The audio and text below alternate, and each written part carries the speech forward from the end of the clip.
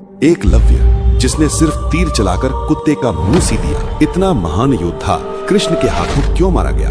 आखिर क्यों भगवान कृष्ण ने अपने ही भाई का वध किया? एकलव्य एक अद्भुत धनुर्धर था जो निषाद राज हिरण्यधनु का पुत्र था और बचपन से ही धनुर्विद्या सीखने का सपना देखता था। जब उसने गुरु द्रोणाचार्य से शिक्षा मांगी तो जातिगत भेदभाव के कारण द्रोण ने उसे मना कर दिया, लेकिन एकलव्य ने हार नहीं मानी। उसने द्रोण की मिट्टी की प्रतिमा बनाकर उसे ही गुरु मान लिया और दिन रात अभ्यास करके ऐसा धनुर्धर बन गया कि उसकी तीरंदाजी अर्जुन को भी पीछे छोड़ सकती थी।